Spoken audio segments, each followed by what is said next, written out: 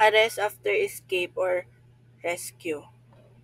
If a person lawfully arrested, escapes, or is rescued, any person may immediately pursue or retake him without a warrant at any time and in any place within the Philippines. Ito naman yung kung ang isang tao o kriminal na nahuli ay nakatakas. Kahit sino ay pwedeng habulin at arestuhin siya agad kahit wala pang bagong warrant o utos sa korte. Halimbawa, kung ang isang tao ay nahuli sa pagnanakaw at nakatakas sa kulungan, kahit ang ibang tao ay pwedeng hulihin siya at arestuhin siya within the Philippines. Right of attorney or relative to visit person arrested. Ito naman yung may karapatan ng abogado at pamilya ng inarestong tao na makipag-usap sa kanya habang siya ay nakakulong. Ang bail ay isang paraan para mapalaya ang isang tao na inaresto habang hinihintay ang paglilitis ng kanyang kaso. Kapag nagbigay ng bail or piyansa, nangangako ang akusado o ang isang bondsman na magpapakita siya sa korte kapag kinakailangan. Ang bail ay maaaring bayaran sa pamamagitan ng pera, ari-arian o kasunduan. Condition of the bail requirements. A. The undertaking shall be effective upon approval and unless cancelled, shall remain in force at all stage of the case until promulgation of the judgment of the regional trial court irrespective of ang bail or piyansa daw ay magiging epektibo kapag inaprubahan at mananatili hanggang sa matapos ang kaso. Kung gusto ng korte, maaaring kansilahin ito. B. The accused shall appear before the proper court whenever required by the court or this. Kailangan magpakita ng akusado sa korte tuwing inapunta siya ng hukuman. C. The failure of the accused to appear at the trial with a justification and despite due notice shall be deemed and waiver of his right to be present thereat in such case the trial may proceed. Ito naman yung kung hindi magpapakita ang akusado sa korte ng walang dahilan, mawawala ang kanyang karapatang magpiyansa at magpapatuloy ang kaso kahit wala siya. A bail application does not only involve the right of the accused to temporary liberty, but likewise the right of the state to protect the people and the peace of the community. A bail application does not only involve the right of the accused to temporary liberty but likewise the right of the state to protect the people and the peace of the community. Kapag ang akusado ay humihingi ng piyansa or naggusto magpiyansa, hindi lang ang karapatan niyang makalaya ang tinitignan ng korte. Protektahan din ng gobyerno ang kaligtasan ng mga tao at ang kapayapaan ng lugar. Bail a matter of right exception.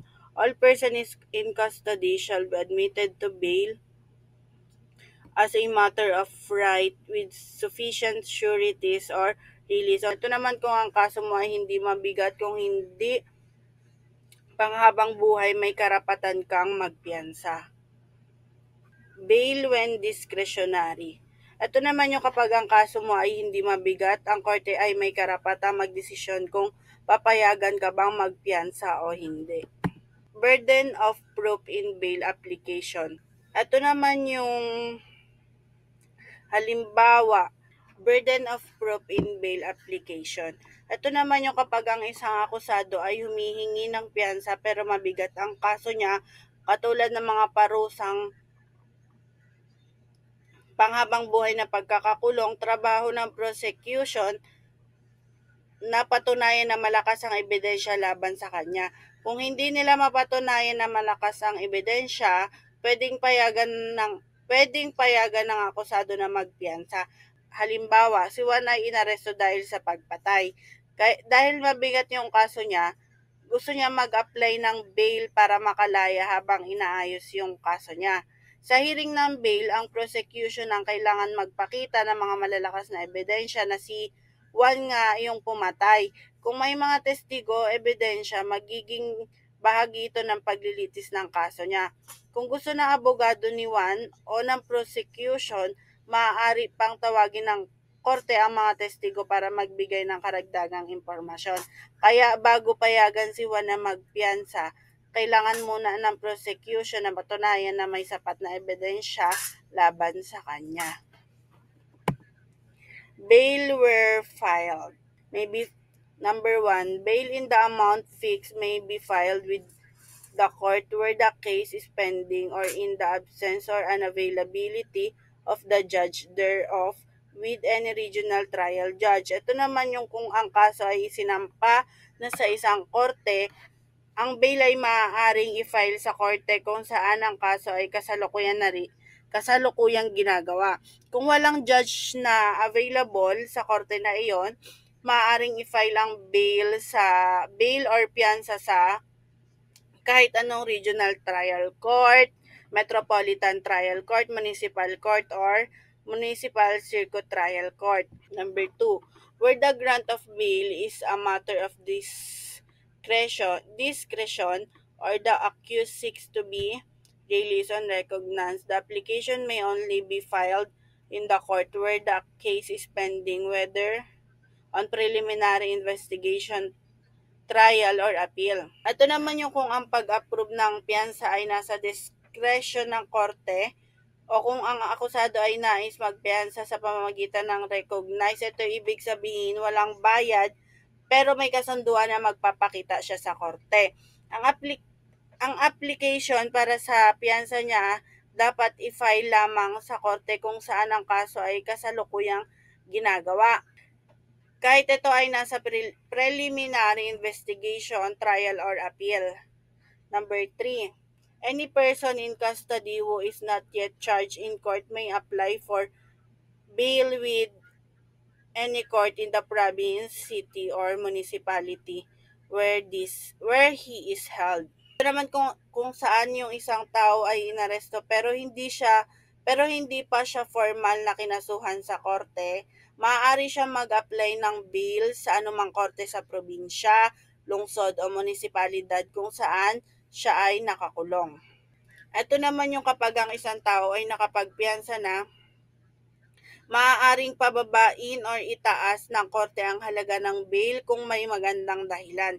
Kung tinaas ang piyansa niya, kailangan magbayad ang akusado ng bagong halaga sa loob ng tamang panahon. Kapag hindi siya makakapagbayad, maaari siyang ibalik sa kulungan.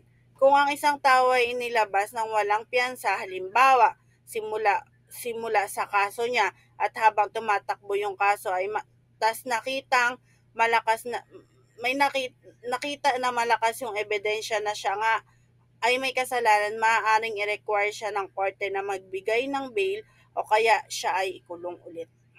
Forfeiture of bail. Ito naman yung kapag kailangan magpakita ng akusado sa korte at hindi siya dumating, ang mga nagbigay ng bail or bondsman ay bibigyan ng abiso na kailangan nilang iharap yung akusado sa korte sa loob ng 30 days. Kung hindi nila magawa to, kailangan nilang magpaliwanag kung bakit hindi nakadalo yung akusado. Be falling in these two requisites, a judge shall be rendered against the bondsman jointly and severally for the amount of the bail. Naman yung kapag hindi nila nagawa to, ang korte ay kukunin yung buong halaga ng pinangpiyansa nila mula sa mga bondsman. Hindi mababawasan yung responsibilidad maliban na lang kung ang akusado ay naibalik sa korte o napatunayan na wala siyang kasalanan. Forms of bail. Number 1, corporate surety. Ito naman yung isang kampanya ang mag-aalaga ng piyansa para sa akusado. Number 2, property bond. Ito naman yung mga ari-arian tulad ng bahay o lupa ang ginagamit para sa collateral. Number 3, cash bond. Ito naman yung buong halaga yung pangpapiyansa nila na ibabayad ng cash. Recognizance, walang bayad pero nangako yung akusado na magpapakita sa korte. Right of accused at the trial. A, to be presumed innocent until the contrary is proved beyond reasonable doubt. Ito naman yung laging tinuturing na inosente ang akusado hanggat mapatunayang guilty nang lumampas sa reasonable doubt. B, to be informed of the nature and cause of the accusation against him. Ito naman yung dapat ipaliwanag sa kanya kung ano ang kaso laban sa kanya. Number 3, to be present and defend in person and by counsel at every stage of the proceeding from arraignment to promulgation of the judgment. Ito naman yung may karapatan siyang dumalo at ipagtanggol ang kanyang sarili kasama ang kanyang abogado sa lahat ng bahagi ng kaso. To testify as a witness in his own behalf but subject to cross-examination on matter covered by direct examination. Ito naman yung pwede siyang tumestigo para sa sarili niya pero hindi siya mapaparusahan kung pipiliin niyang manahimik. To be exempt from being compelled to be a witness against himself. Ito naman yung may karapatan siyang harapin at tanungin ng mga testigo laban sa kanya. F. To confront and cross-examine the witness against him at the trial. Ito naman yung pwede siyang humingi ng tulong sa korte para tawagin ang sarili niyang mga testigo. G. To have compulsory process issue to secure the attendance of witnesses and production of half. Ito naman yung pwede siyang humingi ng tulong sa korte para tawagin ang sarili niyang mga testigo. H. To have speedy, impartial, and public trial. Karapatan niya ang mabilis at patas na pampublikong paglilitis. To appeal in all cases allowed in the manner prescribed by law. Pwede siyang umapela kung hindi siya sang-ayon sa mga sinasabi or hatol. Letter J. In all criminal prosecution, the accused shall be presumed innocent until the contrary is proved. Letter J. In all criminal prosecution, the accused shall be presumed innocent until the contrary is proved. Mananatiling inosente ang accused hanggat hindi siya nahahatulan na siya ay guilty. Letter K. This presumption prevails over presumption of regularity in the performance of official duty. Ang presumption of innocence ay mas matimbang kaysa sa presumption na tama ang ginawa ng mga opisyal. Equipoise rules provides that where the evidence in a criminal case is evenly balanced, the constitutional presumption of innocence tilts the scales in favor of the accused.